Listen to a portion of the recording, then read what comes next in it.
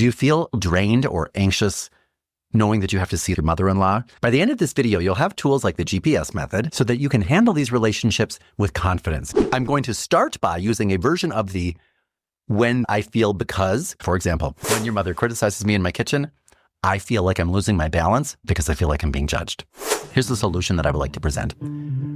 Do you think that the three of us could work together to make sure that your mother feels included and can participate in our lives without me losing my footing? The thing you want to focus on is that your mother, who's acting out because of fear, feels included and loved, because that will mean you, spouse, you'll get more use out of that relationship. It will serve you more. And then I will be happier and I will serve you more. Step number 2. Now you want to talk to the mother-in-law. The best way that I have experienced to open up a mother-in-law who is going to primarily see their daughter-in-law as a fool, who is not good enough for her son, is vulnerability in the form of an apology. So you're going to think to yourself, probably, I'm not apologizing to her for what? What did I do? Here's what I mean by that. Trixie, I want to apologize because there's something that you may or may not know, but when you, for example, help me by giving me advice in the kitchen or help us by giving us money advice, things like that, I sometimes go crazy. And the primal instinct in me, like an elephant, kicks in. I lose my mind and I start to become defensive and I start to block myself off to what you have to say. I don't know what it is. I do know that it's not constructive, and I really am trying to be the best daughter-in-law, mother, wife, and everything else that I can be. But I don't know if you've ever dealt with this because it doesn't look like you have. Remember, your goal is not to convince her that you are worthy, that you are on the same level. Your goal is to open a door so that you can get some relief. That is the goal. Okay, don't let your ego get in the way. That is the goal. What is the goal? To open the door so that you can get what? Relief. Then you can follow it up with a GPS and change track. You ready? G, begin with a goal. So I realize that your goal is to be as involved as you can to help and support and love your grandson as much as possible. Am I getting warm with your intentions? And she'll say, of course, that's it. And you too, sweetheart. Hey, great. And that said, Dextrinda, now I want to get to the P. The P is the plan to help her do that. How about this, Shafliqua? They're at your house, you're trying to help your daughter with her math, and she's butting in saying, why don't you try this? She's not really this way. She's that way. Flahandwa, you tend to be here every Wednesday afternoon anyway, which is when her math homework is generally to be done. Why don't we assign that task to you? And I want to show you what success looks like. And I'll even sweeten the deal. If she goes up a grade in math, I'll buy you dinner or those new slippers you were looking for or whatever else. What I want to do is delegate something to you. If you're a new parent, for example, you have got to be exhausted most of the time.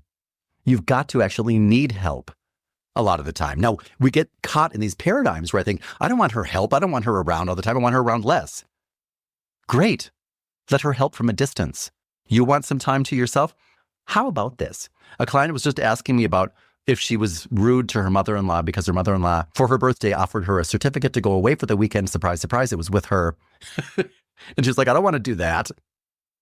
I bet your mother-in-law doesn't want to either, is what I told her, but she might not realize, because so many of us do not realize the options that we have because we don't ask or present them.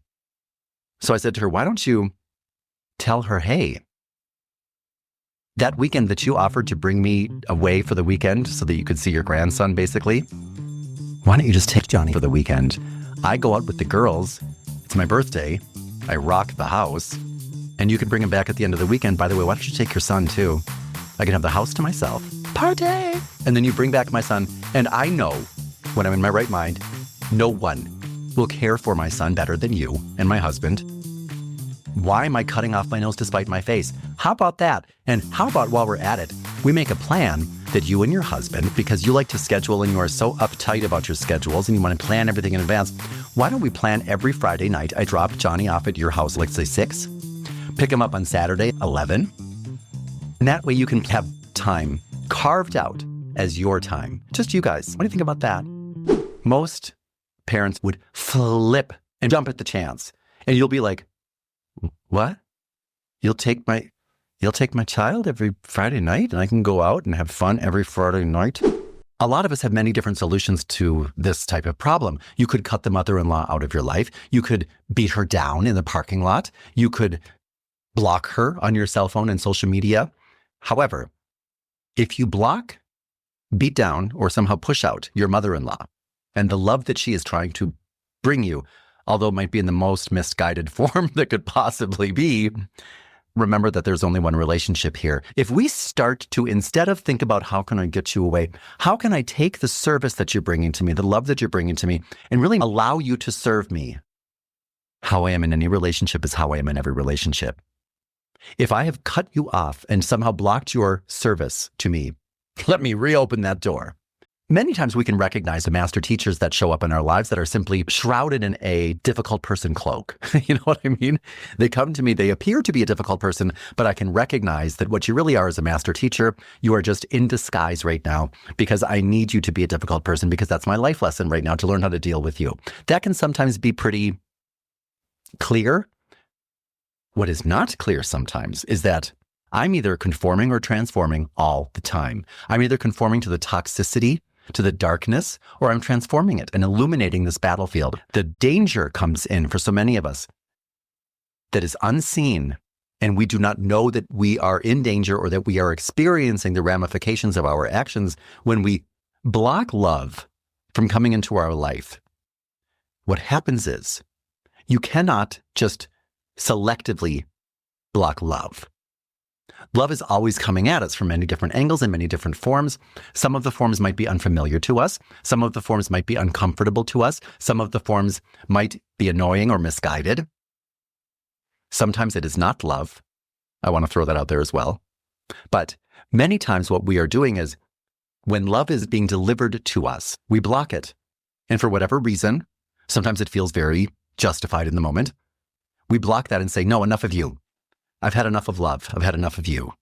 Because we can't just say, I've had enough of this love, your love. No, there is love, just as we are in relationship. If I'm open to love anywhere, I'm open to love everywhere. If I'm closing love out and shutting it out and rejecting it anywhere, I am rejecting it and closing it everywhere. I have to be very cautious of that. And I do not mean that you need to let every bozo the clown who wants to be your lover or your friend come into your life and torture you little by little, showing people with our actions how to block love. That is one of the most surefire ways to guarantee a life filled with misery just by being loveless when we could choose love.